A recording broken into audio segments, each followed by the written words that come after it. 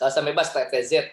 Nah ini mungkin Pak Effendi udah jago nih karena udah mengalami langsung. Cuman kan filosofi ataupun peraturannya mungkin Pak Effendi belum itu juga ya, belum pernah dengar juga. Maksudnya apa sih gitu kan? Nah, ini nih saya cuman ulas sedikit nih. Inilah yang membuat kadang orang salah kaprah nih. Yang pertama dulu ya kita baca adalah undang-undang kawasan bebas dulu ya. Kalau kawasan bebas sebenarnya kepanjangannya itu ada ya, kawasan perdagangan bebas dan pelabuhan bebas, KPBPP sebenarnya. Cuman kan kelamaan ya, soalnya orang bilangnya kawasan bebas gitu aja. Yaitu kawasan yang berada di wilayah hukum NKRI pasti, yang terpisah dari daerah pabean. Nah ini nih keywordnya, yang terpisah dari daerah pabean, sehingga bebas dari pengenaan biaya masuk, PPN, PPNBM, cukai ya. Nah ini yang membuat teman-teman di kawasan bebas itu, wah gue kan di luar daerah pabean. Nah sebentar, kita punya undang-undang lain nih, itu undang pabeanan. Kita baca dulu ya. Daerah pabean apa sih? Daerah pabean itu adalah ya wilayah Republik Indonesia yang meliputi darat, perairan, dan ruang udara di atasnya, serta tempat tertentu dia di ZRE ya, zona eksklusif, zona ekonomi eksklusif, dan landas kontinen yang dalamnya berlaku undang-undang ini. Artinya agak sedikit ada irisan sebenarnya Bapak Ibu di undang-undang PPBB dan undang pabean. Kalau daerah pabean itu dibilang ya semua wilayah NKRI itu daerah pabean gitu kan, plus bahkan tambah ZEE gitu kan, dan landas kontinen. Namun di undang-undang PPBB dia dikeluarkan dari daerah pabean, soal seperti itu kan. Nah sehingga dua undang-undang ini kan setara ya, apa namanya, levelnya undang-undang gitu kan. Kalau mau dibilang lex spesialis ya dua-duanya lex spesialis juga gitu kan. Nanti mungkin pakar hukum lah yang menganalisa, sehingga di kesimpulan Bapak Ibu seperti ini. Kawasan bebas berarti dengan ada dua undang-undang yang ngomong seperti itu, berarti sepanjang ya, kawasan yang sepanjang menyangkut pungutan negara, biaya masuk, cukai, PPN ya, diberlakukan sama dengan dua daerah pabean. Gitu. Jadi ya kita simpulkan dua apa namanya, konklusi dari dua undang-undang itu. Jadi sepanjang terkait pungutan negara, ya, biaya masuk, PPN, cukai, itu dianggap atau diperlakukan sama dengan dua daerah pabean. Gitu sih. Jadi kalau selain yang pungutan negara ini, ya, BM cukai, PPN, ya sama berarti seperti pengaturan daerah pabean juga. Gitu. Seperti itu ya. Atau Pak Fendi udah kopi kali ini ya? Enggak, Pak. Baru belajar juga, Pak. Barangkali udah hatam juga ya, nggak apa-apa. Nanti minimal buat yang Bapak Ibu lain yang belum pernah dengar ini ya. Oke, kita lanjut. Nah, ini perlakuan fiskal terhadap barang ke dan dari FTZ ya, BBK. BBK itu masih Batam, Bintan, Karimun ya. Juga ada lagi sebenarnya ada Aceh juga ya, ada Sabang juga ada tuh ya. Oke, nggak apa-apa. Sama juga sih sebenarnya prinsipnya. Oke, yang pertama ini pergerakannya banyak ya ini Bapak Ibu ya. Ada 10 item. Kita bahas dulu satu ya. Nomor satu itu dari luar negeri deh. Yang warna kuning nih. Warna kuning dari luar negeri. Nah, ini seperti impor sebenarnya kan, kalau ke Jakarta ataupun ke daerah lain ya. Nah, cuman kalau ke BBK, nah dia dibebaskan nih Bapak Ibu ya dari pungutan negara nih, dibebaskan biaya masuk ya, cukai ya, PPN. Jadi dan tidak dipungut PPh 22. Nah, PPh 22 pun nggak dibayar juga. Nah, cuman memang jumlah dan jenis barangnya ya Bapak Ibu ini ditetapkan oleh BPK. BPK itu bukan Bapak ya, bukan Bapak Effendi bukan, tapi Badan Pengelola Kawasan gitu ya. Itu contoh kalau untuk Batam berarti ada BP Batam ya, Pak Effendi ya pasti udah sering ke situ ya, Pak Effendi ya. Iya, Pak. Nah, ini. Udah ya. Oke, yang kedua sekarang. Kedua dari Batam atau dari BPK ya, dari FTZ itu ke luar negeri gitu ya. Nah, kalau luar negeri ya berarti kalau barang-barang biasa ya nggak ada masalah, langsung selesai gitu kan, nggak ada pungutan pun. Nah, namun ini kalau untuk barang yang ada biaya keluarnya, contoh misalkan CPO ya, barangkali ada CPO di sana gitu kan, dari Sumatera terus ke Batam barangkali kan, atau barang-barang yang tambang lainnya ya kena biaya keluar. Nah, untuk ekspor berarti tetap wajib ya Bapak Ibu bayar ya maksimal ya pada saat pembentukan pabean. Gitu. Tapi untuk yang biaya lainnya tadi yang biaya impor segala macam itu nggak perlu lagi dipungut karena buat ekspor ya. Jadi filosofinya Bapak Ibu, pemungutan biaya masuk PDR itu adalah kalau ada barang impor yang digunakan dalam negeri, di dalam daerah pabean. Itu kena pungutan negara. Tapi kalau dibalikin lagi ke luar negeri, ya sebenarnya nggak perlu. Gitu. Berikutnya nomor 3. Nomor 3, nah ini dari luar negeri ya. Ya, luar negeri pabean masuk ke Batam nih Bapak Ibu ya. Atau BBK ya. Nah, terus keluar lagi nih ke lokal. Atau kita singkat di sini TLDDP ya, tempat lain dalam daerah pabean. Misalkanlah kita anggap Jakarta gitu gampangnya ya. Singapura, Batam, Jakarta. Nah, saat dari Batam ke Jakartanya ini wajib dilunasi ya biaya masuknya PPN, PPH dua-duanya. Kenapa? Karena waktu pas masuk dulu ya nomor 1 tadi itu nggak bayar. Ya, semua di free. Begitu masuk lokal dia harus bayar. Inilah yang sempat banyak zaman beberapa 2-3 tahun lalu ya sempat ramai itu beberapa pengiriman dari Batam akhirnya ke hold karena banyak yang belum kita temukan banyak yang belum bayar bea. Seperti itu kita aktifkan waktu itu. Nah berikutnya nomor 4 Bapak Ibu. Nomor 4 mana nih? 4 ini dia. Dari kawasan berikat ya atau TPB lainnya juga boleh nih atau PLB juga bisa ya ke FTZ ya dari kawasan berikat ke FTZ ya bebas juga. Kenapa? Karena kan kawasan berikat kan pada intinya dia memproses barang impor barang lokal nih. Anggaplah dia barang impor. Dulu ada barang impor dari luar ya ke kawasan berikat diolah ya jadi barang jadi masuk ke FTZ.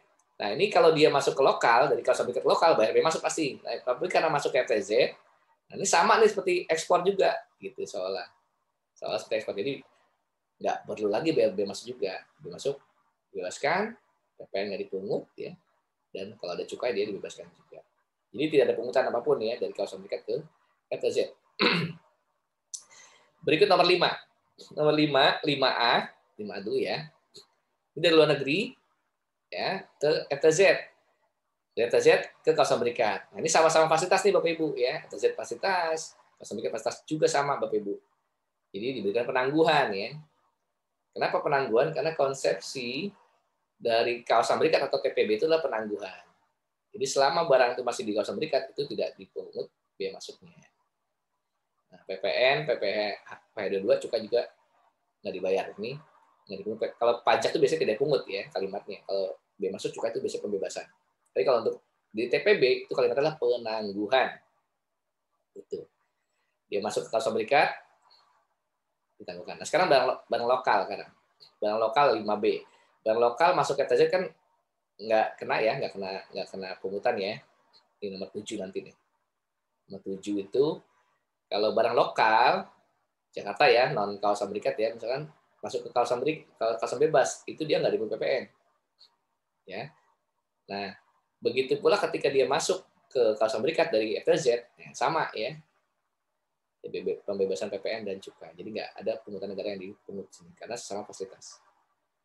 Nah, berikut nomor 6. Nomor 6 ini barang yang memang murni hasil olahan dari Batam ya, dari BBK. Masuk ke kawasan berikat gimana? Sama ya. Diberikan pembebasan PPN juga, cukai. Jadi nggak dipungut apapun. Ya, itu. Nomor 7 tadi udah barang lokal masuk ke FTZ, nggak pungut PPN. Nah, cuma memang wajib melewati pelabuhan yang tunjuk, Bapak Ibu. Kenapa? Karena biar nanti teradministrasikan dengan baik. Walaupun ini konsepnya nanti adalah teman-teman DJP ya, pajak ya, pasti sangat-sangat memperhatikan mereka.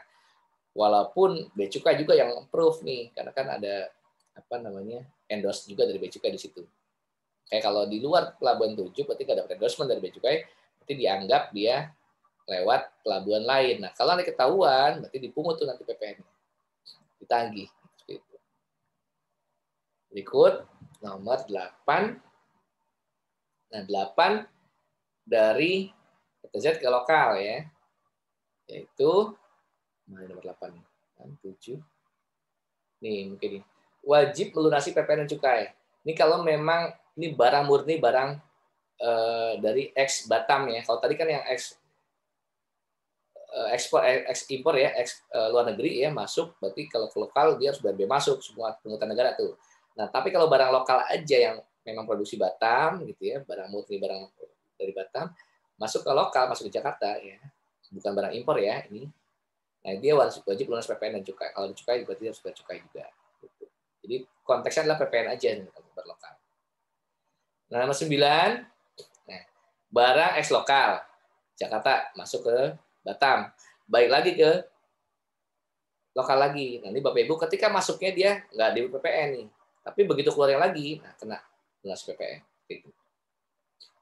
Terakhir, nomor 10, FTZ ke FTZ ya, misalkan dari BBK ya ke Sabang, atau Batam ke Bintan, atau Batam ke Karimun juga boleh samanya.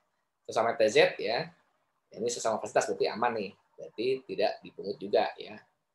Bebas bea masuk, PPN, PPh. Dan cukai juga bebas juga. Ini semua bebas. Kalau konteksnya sesama FTZ semua bebas kalimatnya. Tuh, mungkin lagi nggak nih? Catatan tambahan penyerahan barang di kawasan bebas dikenakan PPN.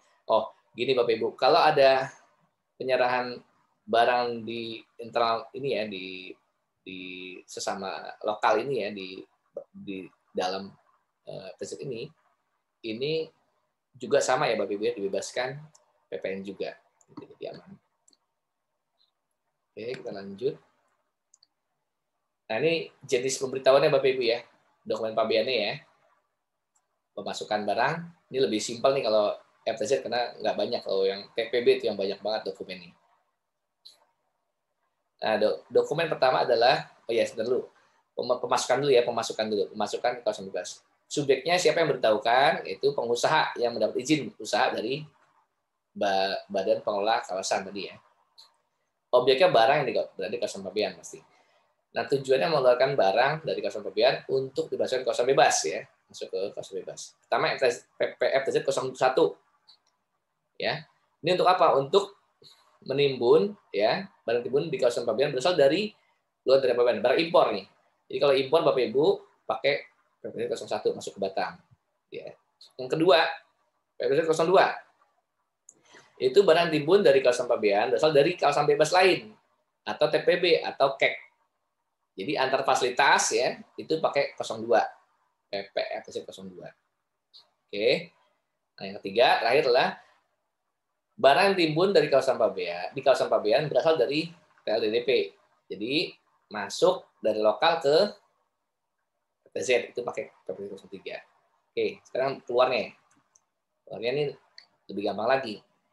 Nah, keluarnya tadi subjeknya sama ya, si pengusaha yang dapat izin usaha. Objeknya barang yang keluar dari kawasan bebas. Nah, tujuannya adalah memasukkan barang kawasan bebas untuk dikeluarkan dari kawasan bebas. Nah, keluarnya kemana dulu nih? Kalau keluar ya dari kawasan bebas ke luar dari pabean atau ke lokal, ya itu pakai PPFTZ 01. Sama tadi dengan yang impor nih, barang impor. Nah, cuma nanti ada kolomnya tuh, kolomnya pilihannya. Barang dari mana, akan kemana, itu nanti akan dicentang yang mana seperti itu. Tapi dokumennya sama, pakai 01. Nah, yang kedua, yaitu barang yang dikeluarkan dari kawasan bebas ke kawasan bebas lain, atau TPB atau KEK. Ya, sesama fasilitas sama juga, pakai 02 juga. Itu Bapak Ibu.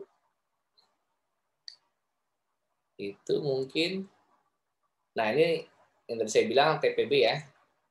Nah, sebelum TPB, monggo silakan ada yang mau bertanya, silakan. TPB ini nanti akan dibahas sangat detail di materi TPB. Intinya tadi saya bilang kalau di TPB adalah penangguhan bea masuk. Kalau penangguhan bea masuk pasti TPB. Ya. Ada 6 tadi ya saya bilang tuh. Ada 7 di sini berarti nambah. Saya lupa tadi gudang berikat saya belum sebut, sorry maaf. Ada 7 ya, ada kawasan berikat, gudang berikat, tempat pameran berikat ya. Kepanjangannya tempat penyelenggaraan pameran berikat seperti ini. Ya, terus toko bebas bea, lelang berikat, lelang berikat, pusat logistik. Saya tadi bilang 6, tadi saya belum sebut lelang juga ya, lelang berikat sebelum saya sebut. Lelang berikat ini belum ada Bapak Ibu ya, makanya baru ada 6 sebenarnya. Sorry. lelang berikat dan kawasan daur ulang berikat ini belum ada nih. Walaupun PMK-nya sudah disiapkan, tapi belum ada makhluknya, belum ada regulasi yang mengatur. PP-nya udah ada, tapi PMK-nya masih dalam draft. Karena masih tersangkut dengan teman-teman DJP ini, masih belum deal terkait konsepsi kebijakannya. Tapi yang udah ada sekarang tuh, yang existing ataupun yang udah berjalan adalah KB, GB, kawasan berikat, dalam berikat, pameran berikat ya, atau ETP tadi saya bilang, atau bebas bea, dan terakhir pusat logistik berikat. Ini yang masih terbaru adalah PLB yang baru 2016 kemarin kita resmikan oleh Pak Presiden. Berikutnya pembebasan bea masuk, ya, pasal 25.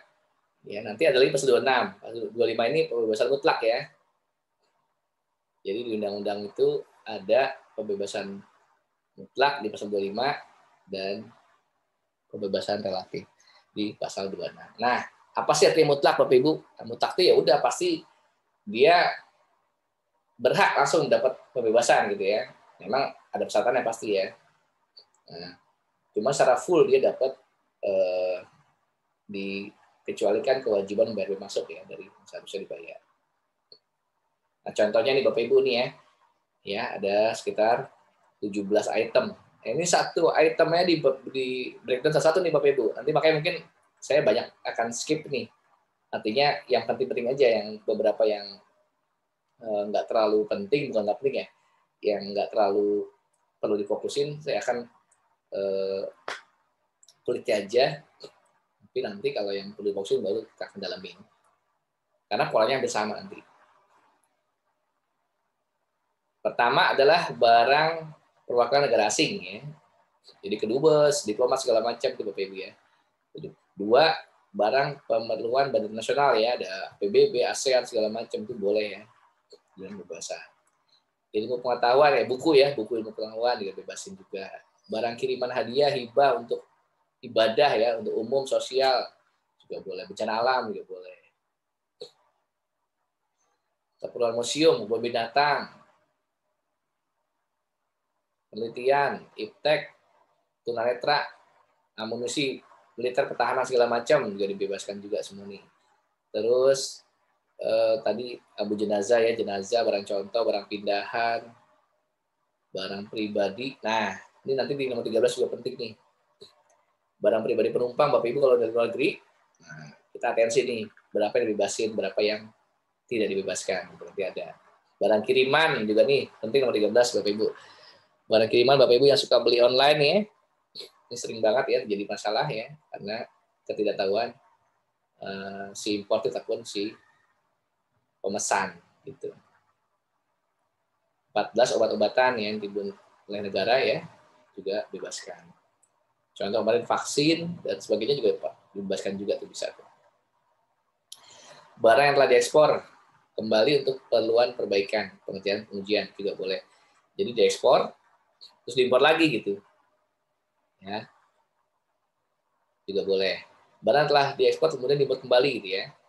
Ya, terus barang terapi untuk pengelompaan darah, penjenisah jaringan dan sebagainya. Ini nanti kita bahas satu. Oke, pertama ini terkait PNA, perwakilan negara asing dan para pejabatnya. Nah, ini Bapak Ibu, PP-nya udah lama banget ya, PP 8 nih tahun 2007 nih. PMK-nya. Ini PNA itu apa sih ya? Diplomatik ya pasti ya, konsulat gitu ya. Dan organisasi konsulat yang diperlakukan sebagai diplomatik atau konsulat di Indonesia. Ada lampirannya itu nanti Bapak Ibu di KMK 90 ya.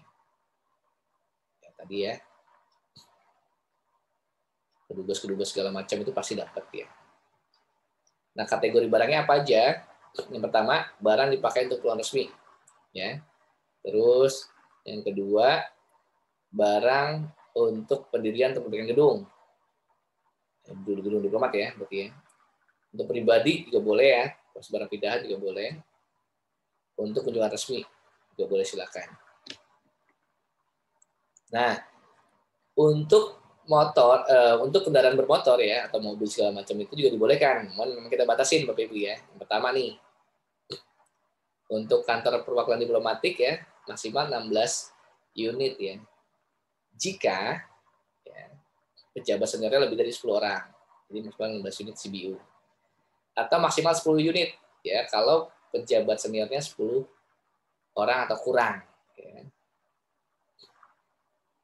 Terus untuk kantor perwakilan konsuler atau organisasi nasional maksimal 6 unit ya kalau pejabat senior lebih dari 5 orang. Dan 5 unit kalau 5 atau kurang jumlah orangnya, jumlah pejabat seniornya. Ini saya pikir bisa dibaca sendiri Bapak Ibu. Terus kalau lebih ya, butuh lebih, kami butuh dari mana-mana. Ya udah, silakan ajukan ke Kementerian Luar Negeri biasanya ya. Nah, nanti disetujui dengan asas timbal balik ya.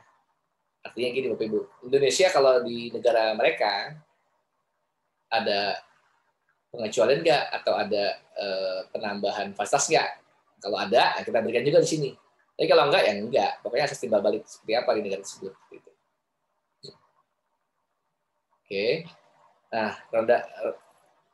kendaraan roda 2 boleh nggak? Nah, boleh aja. Cuman ya dihitung sebagai pengganti kendaraan roda 4. Jadi kalau dia ngajuin motor juga gimana? Dia udah tinggal dikurangin dibilang kendaraan roda 4 berapa seperti itu. Oke. Dalam motor pribadi ya, untuk perluan dubesnya maksimal 1 unit. Nah, tadi kan buat perluan kantor ya, sekarang buat dubesnya 1 unit CBU.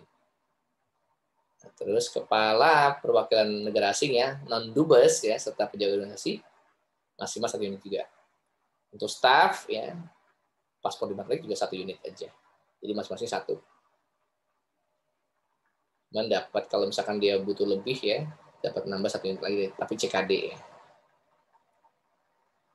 Terus permohonan seperti apa? Nah, dia perusahaannya, PNA-nya harus mengajukan ke Kementerian Luar Negeri ya, karena ini berhubungan dengan asas timbal balik ya, ke Dirjen Protokoler dan Konsuler.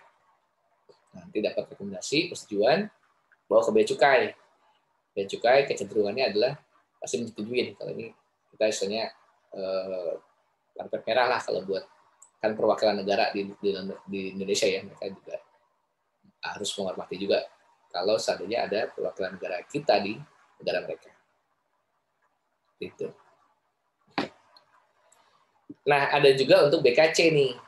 Nah, BKC itu memang agak lebih sensitif ya, karena kita harus awasi lebih ketat. Ya bisa hasil tembakau, ya, cerutu segala macam itu, rokok, MMA atau alkohol. Ya. Dapat juga pembebasan cukai ya.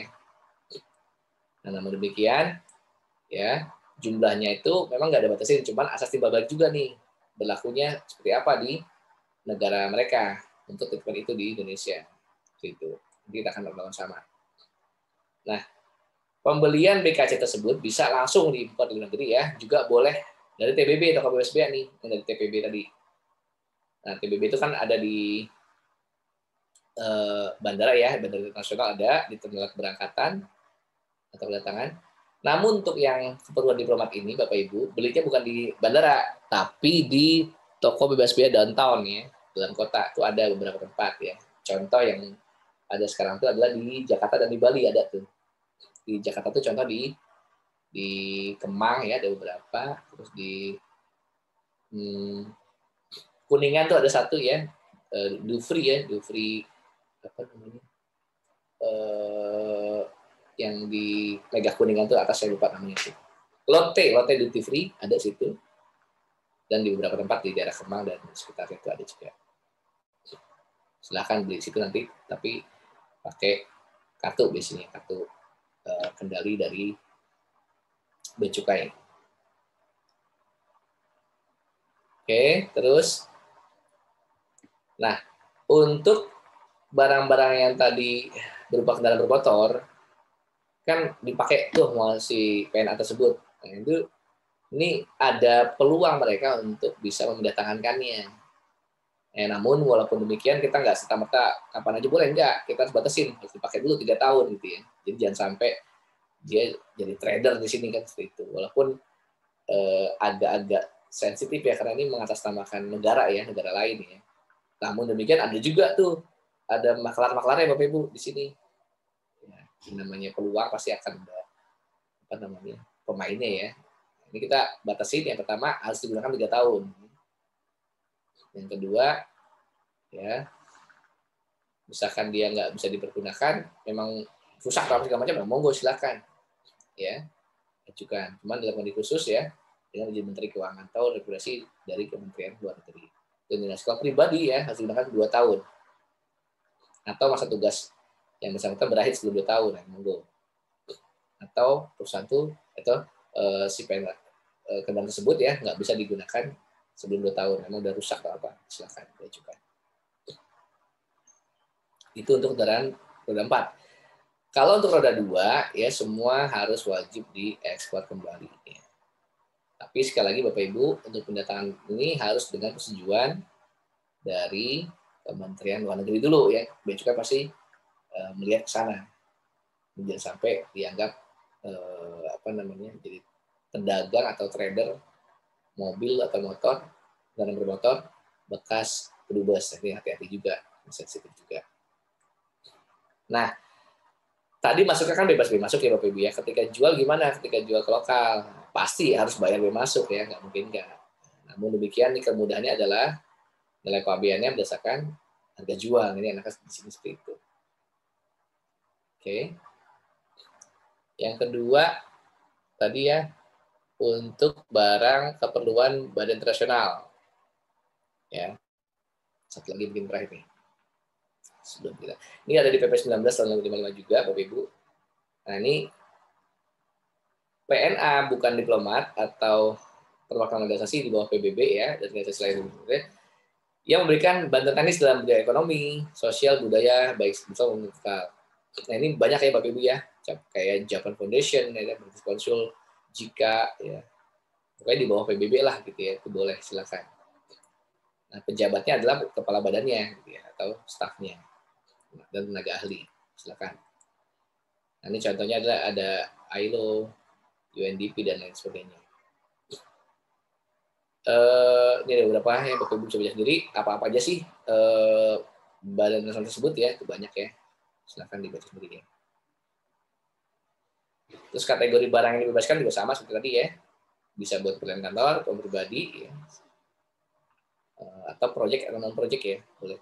Itu dibebaskan biaya masuk dan PDN cukainya.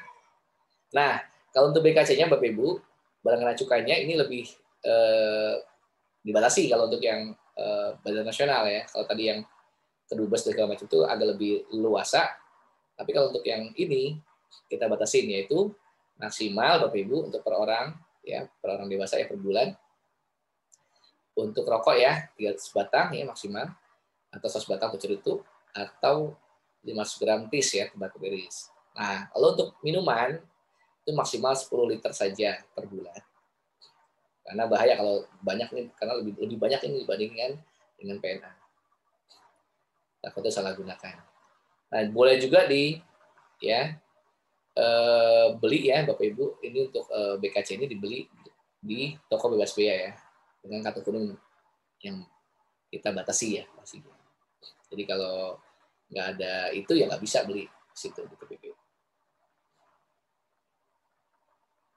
Ini permohonan persetujuannya pun sama kayak tadi ya. Kalau bedanya ini Bapak Ibu, kalau untuk perwakilan negara asing yang kedubes, proses segala macam itu Kementerian Luar Negeri. Tapi kalau untuk badan internasional, nah itu ke Setnek.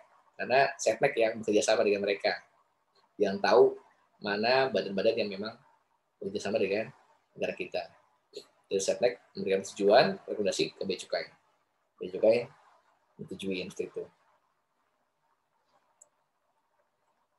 Nah, ini pembatasan kendaraannya Bapak Ibu untuk badan nasional itu 2 unit ya. Yang di bawah PBB, yang 1 unit untuk yang non PBB. Ini lebih sedikit lah intinya seperti itu. Ya, kalau yang untuk buat proyek juga boleh, atau non proyek juga silakan.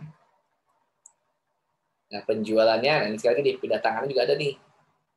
Namun harus lebih dari 3 tahun ya. Atau untuk 2 tahun, untuk pribadi itu 2 tahun. Sama seperti tadi yang di PNA. Nah, kalau udah dijual biasanya gini Bapak Ibu. Ada formulir A, form A. Nah, inilah form A di sini. Keterangan lunas dari kantor bea cukai atas kendaraan yang tadi diimpor tuh. Form B. Form B itu untuk fase pembebasannya. Ya, kalau yang tadi diimpor di awal. Form C. Nah, ini form C lah untuk pengalihan pindah tangan tadi itu.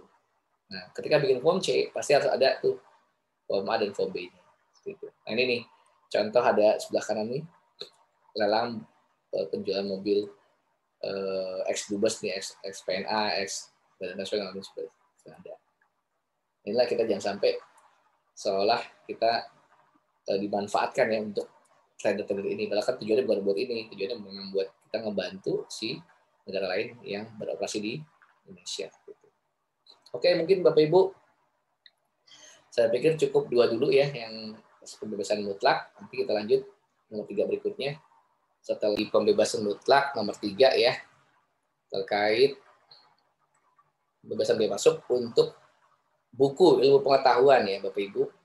Jadi Bapak Ibu kalau ada importasi buku yang bersifat ilmu pengetahuan ini boleh ya langsung bisa dapat pembebasan biaya masuk langsung di KPBC atau KPU setempat ya. Ya, pasti tujuannya untuk meningkatkan ilmu pengetahuan dalam rangka ilmu itu pastilah. Nah, ini cuma ada kriteria yang mana aja yang boleh, mana yang nggak bisa gitu ya. Yang pertama nih yang bisa nih, iptek pasti ya, pelajaran umum, kitab suci, agama, ilmu pengetahuan lainnya. Ya. Nah, ini yang tidak bisa mendapat pembebasan, nah buku hiburan ya. Terus roman populer, sulap, iklan, promosi, katalog ya. Terus karikatur, horoskop, horor, komik, ya, reproduksi lukisan dan lain sebagainya. Yang sifatnya bukan ilmu pengetahuan ya seperti itu Bapak Ibu, itu tidak bisa.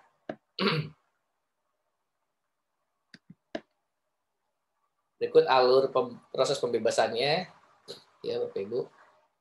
Ini langsung ya. Kalau sekarang ini dulu masih di Dirjen, sekarang langsung ke KPBC setempat ya. Itu apa namanya? Lebih cepat sekarang langsung ke KPBC, langsung dapat pembebasan biaya masuk dan bahkan sekarang tarif buku itu udah 0% juga, jadi tanpa ada pembebasan pun juga udah 0 juga seperti itu.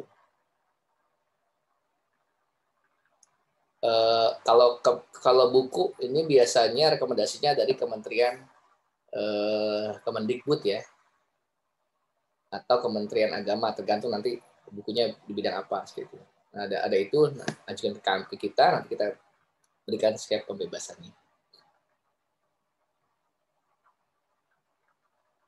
Nah, ini Bapak Ibu, tadi saya bilang barusan, update terakhir bahwa buku sudah kategorinya 0% tarifnya nih. Jadi konsekuensinya berarti penerapan pembebasan masuk terhadap buku itu tidak lagi diperlukan skep pembebasan dari bea cukai, jadi langsung bisa dinolkan tarifnya. Gitu. Berikutnya barang kiriman hadiah untuk ibadah umum, amal sosial dan kebudayaan. Nah, untuk keperluan ibadah ya pasti ya untuk ibadah semua agama di Indonesia, terus amal dan sosial ya pasti untuk non komersial juga ya pasti ya. Contoh kemarin banyak nih yang untuk COVID ini pakai ini juga bisa banyak ya untuk alkes segala macam. Juga untuk barang untuk keperluan kebudayaan juga boleh nih. Kebudayaan juga boleh diimpor dengan pembebasan biaya masuk. Nah, nanti surat rekomendasinya sekali lagi bea cukai itu cenderungnya adalah melihat penerbitnya atau rekomendasi dari kementerian lembaga mana itu. Kalau misalkan keperluan ibadah berarti ya agama, berarti ya agama atau lembaga agama nasional seperti itu. Kalau untuk keperluan amal sosial berarti dari Kementerian Sosial. Kalau dari sisi untuk barang untuk keperluan kebudayaan berarti dari Kementerian Kemendikbud seperti itu. Nah, sekarang barang kiriman hadiah hibah. Tapi ini hadiahnya konteksnya bukan pribadi ya, bukan dari misalkan dari kolega di luar negeri ngirim ke kita pribadi gitu, bukan. Ini memang untuk ibadah umum, misalkan dari masjid atau gereja atau dewan masjid dan gereja dan dewan yang lainnya juga bisa ya, jadi boleh mengimpor dengan dapat kebebasan bea masuk. Begitulah penanggulangan bencana alam nih, kemarin banyak ya waktu pas lagi Palu, yang dulu tsunami Aceh, terus di Lombok dan lain sebagainya, itu juga banyak menggunakan mekanisme ini. Intinya pembebasan bea masuk dan tidak dipungut pajak semua. Ini juga udah tadi saya sudah jelaskan juga. Nah, bahkan kalau bencana alam itu dapat di beberapa masa ya, bisa saat darurat bencana itu saat terjadi, terus saat transisi menuju rehabilitasi ya juga kita berikan, maupun masa rehabilitasi sendiri. Jadi after bencana kan juga pasti kita perlu banyak perbaiki ya, baik dari sisi fisik maupun psikisnya, itu juga boleh kita kalau memerlukan barang impor diberikan pembebasan bea masuk. Nah ini memang harus, kalau untuk bencana ini kementerian adalah kementerian lembaganya adalah BNPB ya untuk yang pusat, atau BNPB untuk BNPD untuk yang daerah.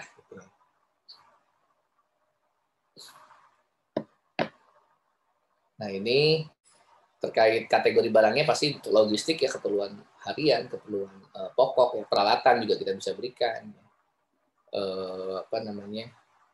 Alat-alat berat buat ngangkat bangunan yang hancur segala macam, untuk ngeruk lumpur dan banjir yang bandang itu segala macam, itu juga bisa kita datangkan alat beratnya. Nah, subjek pembebasannya ini untuk kondisi tanggap darurat ya, Mas Darsi, itu badan atau lembaga yang bergerak di bidang ibadah atau umum sosial, Pemda juga boleh ya, atau lembaga internasional juga boleh, silakan mengajukan tersebut. Terus untuk kondisi masa rehabilitasi itu sama, masih badan atau lembaga yang bergerak di bidang ibadah umum amal sosial.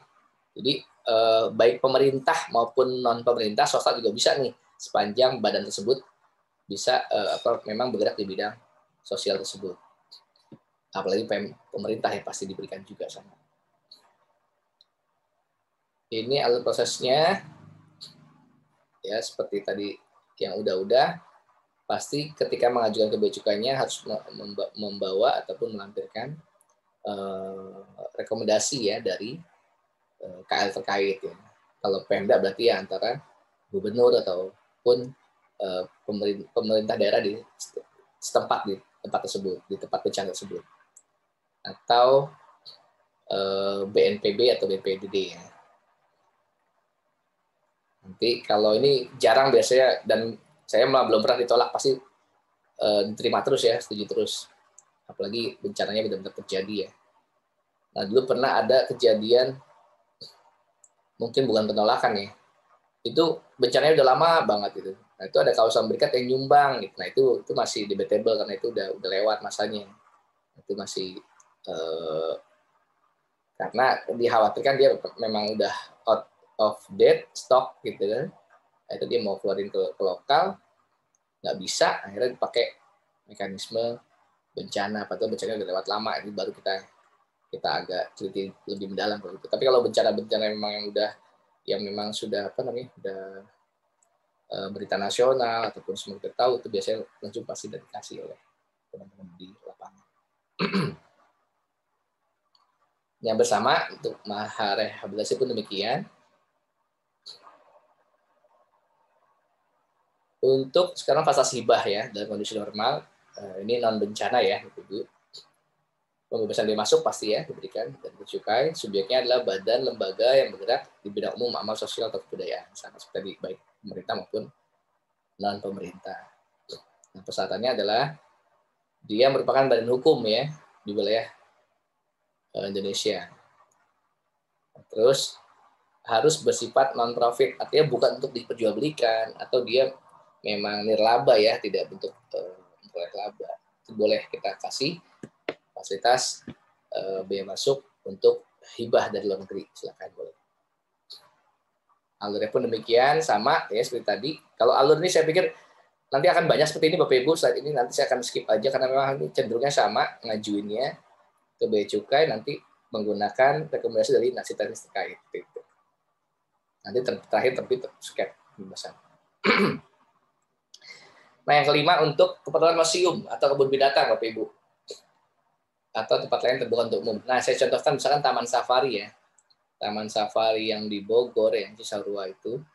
Atau Taman Safari yang di Batu ya, di Malang itu, Jatim Park itu. Atau Taman Safari yang Bali juga ada ya. Itu untuk barang-barang yang diperlukan untuk satwa ataupun satwanya itu sendiri ya, karena diimpor dari luar negeri. Nah, itu juga boleh dapat pembebasan bea masuk, Bapak Ibu. Ya, makanannya pun demikian, pakan ternak, pakan hewannya pun demikian.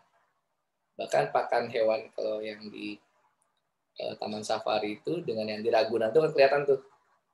Kalau saya perhatikan mungkin Bapak Ibu lihat deh di Taman Safari hewan-hewannya agak-agak lebih itu ya, lebih apa namanya, lebih lincah lah, lebih gesit lah gitu.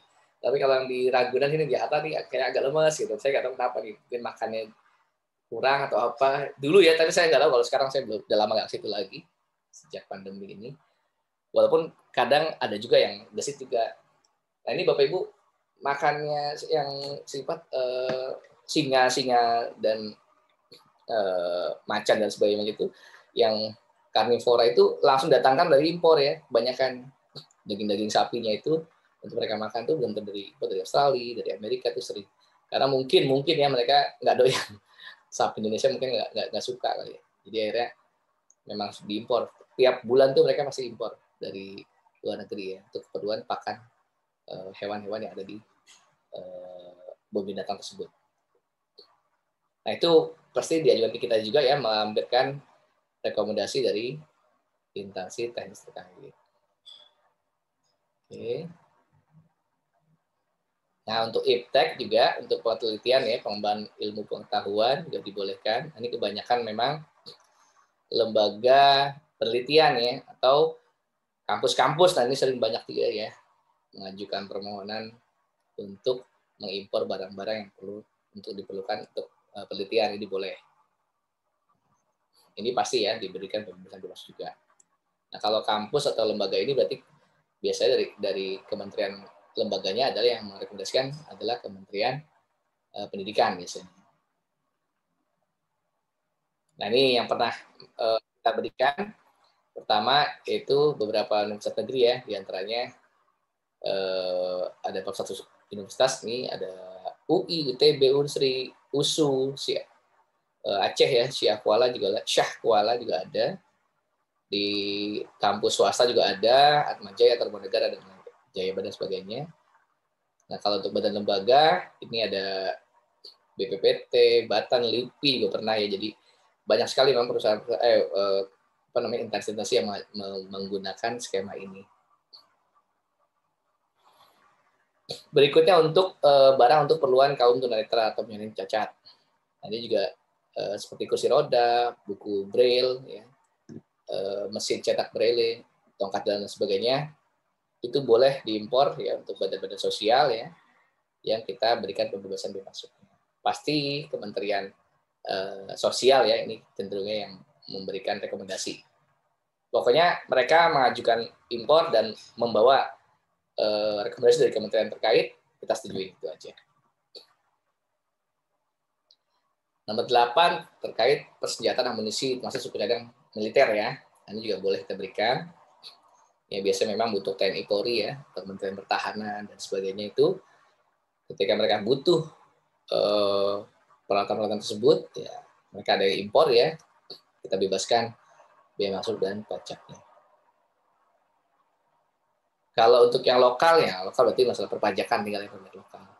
Juga memang ada juga yang produk internal kita ya, yaitu dari PT Pindad ya. Nah PT Pindad itu dulu sempat jadi kawasan berikat ya.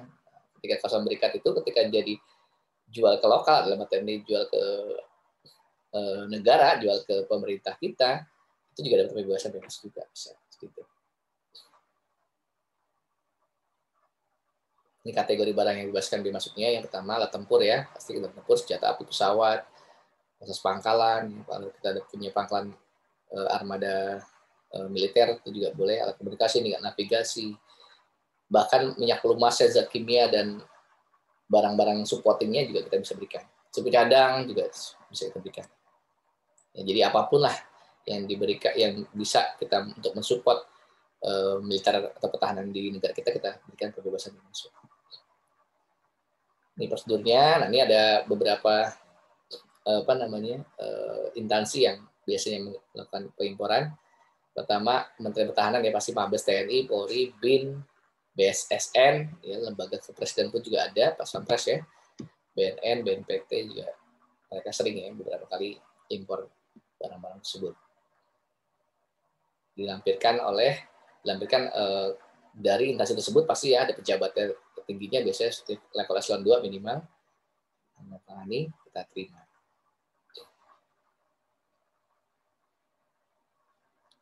Ini masih sejalan dengan yang tadi.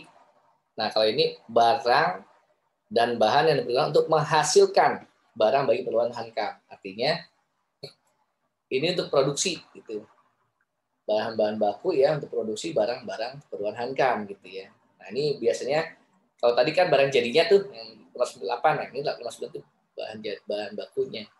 Nah, yang mengimpor biasanya kebanyakan produsen ataupun perusahaan-perusahaan yang memang produksi barang-barang keperluan pertahanan dan keamanan gitu ya.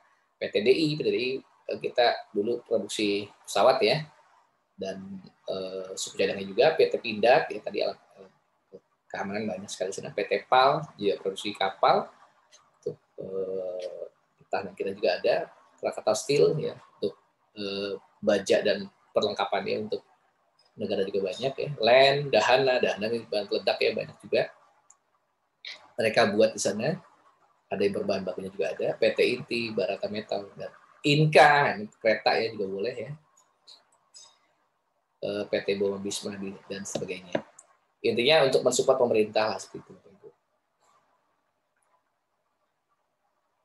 Nomor 10 berikutnya adalah barang contoh. Nah, ini barang contoh yang tidak untuk diperdagangkan. Ya.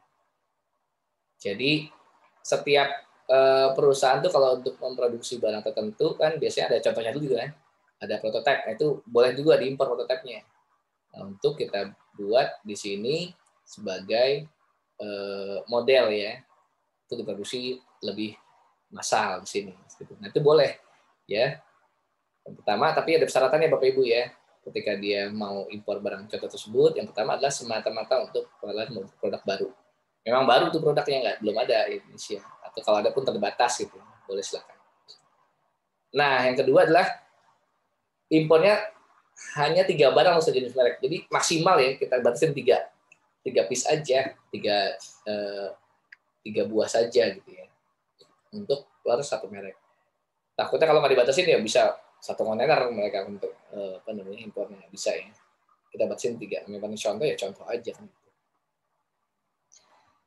Berikutnya bukan untuk diolah lebih lanjut, kecuali penelitian ya boleh ya. Jadi memang udah barang jadi, itu silakan. Yang berikutnya bukan untuk dipindah tangankan. Jadi memang barang tersebut ya bukan buat dijual gitu. Memang punya si importir dan memang itu akan dipakai oleh produsen tersebut untuk mencontoh barang tersebut untuk diproduksi di Indonesia. Nah, yang terakhir yang kelima, nah ini bukan kendaraan bermotor alat berat. Nah, ini kalau ini sensitif, kenapa? Karena dikasih batas waktu kan untuk barang contoh itu maksimal minimal itu 2 tahun ya untuk disimpan ya di perusahaan tersebut. Nah, kalau mobil kan bahaya, disimpan 2 tahun, setelah itu udah bebas kan. Jadi kita batasin bukan untuk mobil dan teman-temannya seperti itu. Nah, semua ini akan Bapak Ibu semua ini wajib disimpan selama 2 tahun ya di perusahaan ya, tidak boleh dipindah tangankan. Gitu. Nah, ini kalau misalkan ketahuan ya sampai ya kena sanksi berarti nanti jadi. Kalau misalkan belum 2 tahun udah dijual gitu ya, itu kena denda nanti. Dendanya lumayan besar ya. Pertama biaya masuknya harus dibayar full plus sanksi berupa 100 sampai 5% dari biaya masuk harus dibayar. Jadi 5 kali lipat tuh bisa nanti bayar kalau disalahgunakan. Ini semuanya Bapak Ibu.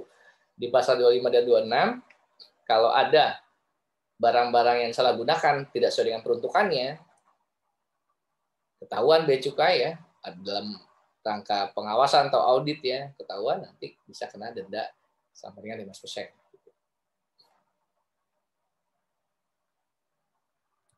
Alur permohonannya Bapak Ibu ini ya. Ini bisa langsung ya, langsung di KPBC setempat atau KPU setempat. Diajukan ya, serta dengan bukti rincian jumlahnya, nilai pabeannya, ya, terus langsung ke BCS setempat disetujuin, langsung diberikan pembebasan bea masuk. Nah, berikutnya yang 11, peti atau kemasan lain yang berisi jenazah. Ini pasti juga nggak mungkin lah kita pungut bea masuknya juga ya. Nah, ini surat terkaitnya adalah surat keterangan kematian dari dokter atau keterangan dari Balai Perabuan Jenazah. Jadi dari luar negeri itu ada tuh biasanya surat keterangannya. Kalau ada yang meninggal di sana, mesti dibawa ke Indonesia-nya itu disertai dengan surat-surat tersebut. Nah, itu harus disertakan. Nah, berikutnya barang pindahan Bapak Ibu. Nah, barang pindahan ini mungkin kalau Bapak Ibu yang pernah tinggal di luar negeri, baik dalam rangka sekolah atau tugas dinas, penempatan di luar negeri ya, dari perusahaannya atau dari kementeriannya, itu biasanya ketika pulang mesti bawa boyongan itu barangnya ya. Nah, itu boleh silakan. Ini kita bisa biasa kenal dengan personal effect ya, PE. Nah, ini boleh silakan Bapak Ibu bawa barang-barang memang dulu keperluan rumah tangga di luar negeri, kita bawa ke Indonesia, silakan boleh dapat pembebasan bea masuk. Tapi hati-hati Bapak Ibu, hati-hati ini, jangan mentang-mentang boleh suruh dibawa, akhirnya dibawa semua tuh termasuk mobilnya, motornya, nggak bisa nih ya. Untuk mobil tidak bisa, ya.